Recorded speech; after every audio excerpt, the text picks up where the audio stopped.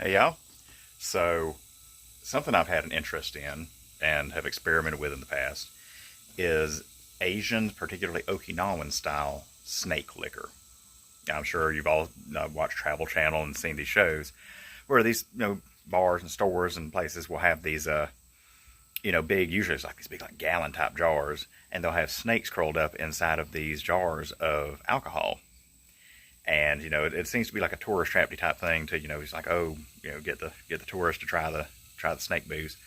But it actually has an interesting flavor to it. It's if you're into making your own like infused liquors and things like that, it's a very very weird, very interesting thing to do. And in any case, like I'm making a very small amount right now because I have a very small snake with a funny story to it, which I'll show you all here in a minute.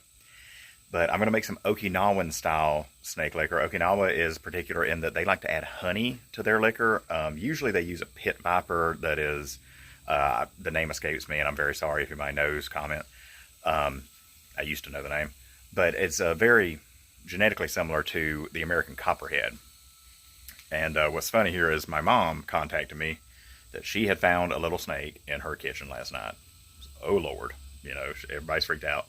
And she's pretty sure it was copperhead. Pretty sure it's copperhead. So okay. And she had she trapped it in a bucket, and she had put a T-shirt over top of this 5-gallon bucket and tied it down with a bungee cord like this little snake was Houdini, right?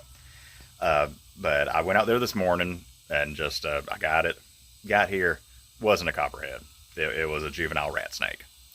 As I understand, and important information for I'm sure the questions will be there about snake venom that might be present in snake liquor.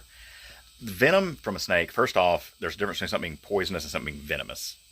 Venomous things, in general, you can drink venom and it won't hurt you. It's only harmful if it enters your bloodstream. You can see a few funny things online that say, like, the rule of thumb is that if you bite it and you die, it's poisonous. If it bites you and you die, it's venomous. So that addresses that part. Also, snake venom is kind of a very sensitive material. It doesn't do very well outside of being in the snake, basically. The ethanol alcohol breaks it down, destroys it anyway. And because it breaks it down in such a way, I don't think it's going to make that big a difference at being a venomous versus non-venomous snake in the snake liquor. Because I've also seen other countries, and like I don't know how prominent this is, but it was in Southeast Asia, a lot of jungles, a lot of rivers, where they also used lizards who were non-venomous in general and made like lizard liquor. So I think it's probably going to be more similar to that, the way we're going to do it. But give me a moment, and either way, we will get started and make a little jar of snake liquor. I think it'll be a very fun thing to, like, if nothing else, if you get a hold of a snake to where you can do this, if nothing else, it'd be great to like just put up on a shelf and like as a conversation starter, dare people to try a sip of the snake liquor. So give me just a moment, we'll get started. All right, y'all, of course, sunlight has moved in the absolute worst way possible while I'm out here on my workbench doing this. I have my nasty old fishing cooler out here.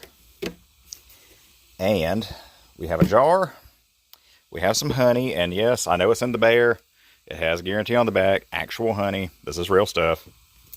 And we have some booze. I'm using vodka. In Okinawa in Japan, it'd probably be shochu. Shochu and shoju being different things. Before y'all come out with that. It's basically vodka, though. It's a rice-based distilled liquor, clear liquor.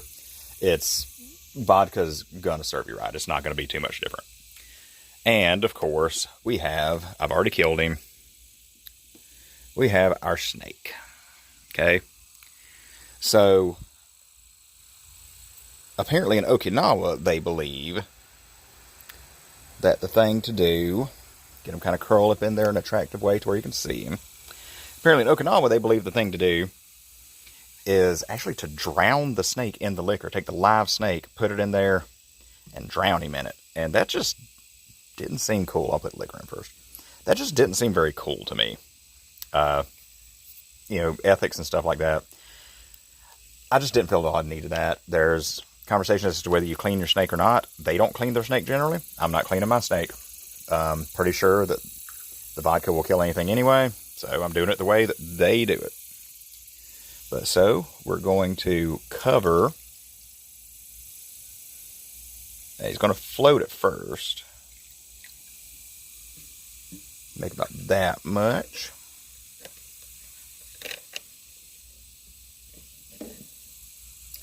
See if he... Yeah, part of him still has some air in him, so he's going to float a little bit in there. And, again, an Okinawa thing, they apparently put honey in theirs. Apparently not all cultures that do this put honey in it. We're going to do it this style. We're going to put some honey in there. Not sure exactly how much, but we'll put enough in there to give it a little bit of color, at least. And that's basically it. Don't come at me. I'm actually using a Classico pasta lid. They fit standard mason jars. Super awesome. I have mason jars I use that are just Classico pasta sauce, or somebody gave me a jar of it. And kind of get them in there in a fun way. But there we have it. We have snake liquor.